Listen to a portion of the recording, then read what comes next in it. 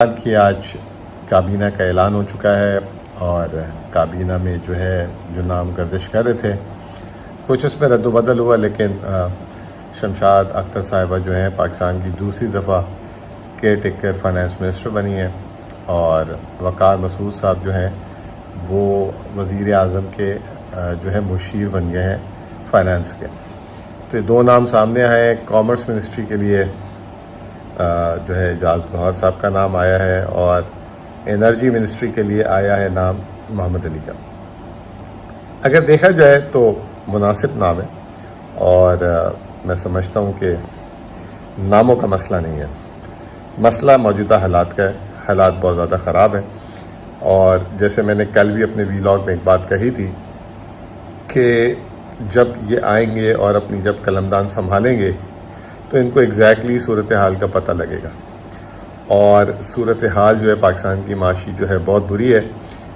ابھی زیادہ دور نہ جائیں، صرف کل کی خبر ہے کہ پی ڈی ایم نے 15 ماہ میں، ابھی جولائی کے مہینے کی بات نہیں کر رہا، 30 جون تک پاکستان کی تاریخ کا بلند ترین قرضہ لیا۔ پاکستان کا ڈیٹ اینڈ لائبلٹیز ہے وہ 77,000 ارب روپے ہو گئی ہے۔ جب 15 مہینے پہلے وہ آئے تھے، 16 ماہ پہلے، تو وہ تھی 53,500، جو 77,500 ہو گئی ہے۔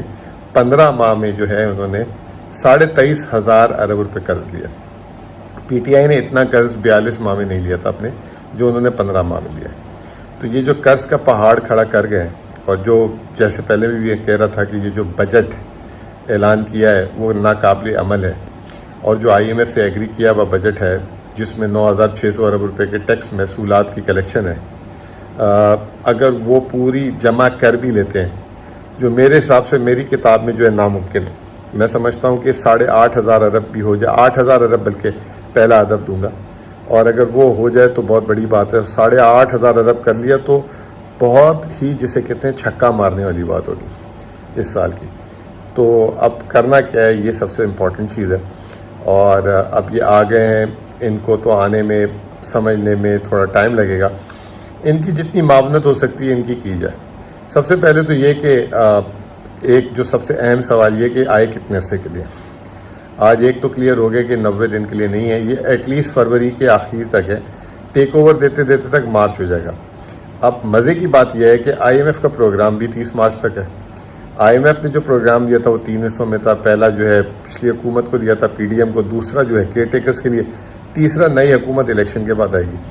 اب اگر الیکشن ہی فروری مارچ تک جا رہے ہیں تو ایک طریقے سے چلیں یہ دیکھ لیتے ہیں کہ یہ پورا پروگرام اب انہوں نے مکمل کرنا ہے، تو ایک ہی ہاتھ کے نیچے کام ہوگا، تو ہو سکتا ہے کہ اس پروگرام پہ عمل درآمد بہتر طریقے سے ہو جائے، اور پھر جب اگلی حکومت آئے تو وہ پھر اگر مارچ میں الیکشن ہو جائے تو پھر وہ اپنا پروگرام آگے جاری رکھیں گے۔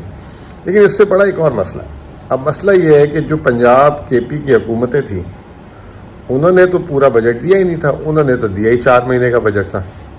اب کیا ہوگا کہ اب وہ 6 مہینے کا ان کا بجٹ اور بڑھے گا۔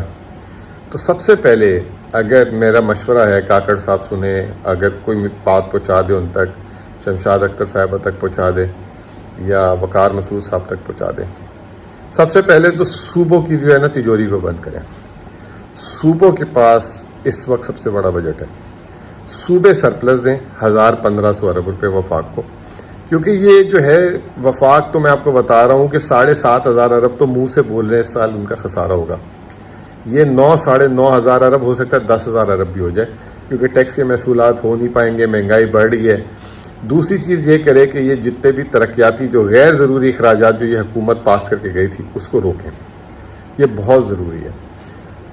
پہلا نمبر 1، جیسے میں نے آپ کو بتا دیا، صوبوں کے اخراجات کو روکا جائے، ان کے ترقیاتی اخراجات کو روکا جائے۔ دوسرے نمبر پہ میں نے آپ کو بتا دیا کہ حکومت یہ انہیں کہے کہ سرپلس دیں، کیونکہ ٹیکس محصولات اور یہ تمام چیزوں کے حالات بہت برے ہیں۔ کل بھی میں نے آپ کو بتایا کہ 15% صنعت صرف جون میں بند تھی، آنے والے مہینوں میں مزید بڑھ جائے گی۔ ابھی لوگوں سے بات ہو رہی ہے، لوگوں کے جو بجلی کے بل آ رہے ہیں، جس کا 8,000 بل تھا وہ 24,000 آیا، جس کا 16,000 بل تھا اس کا 50,000 بل آیا۔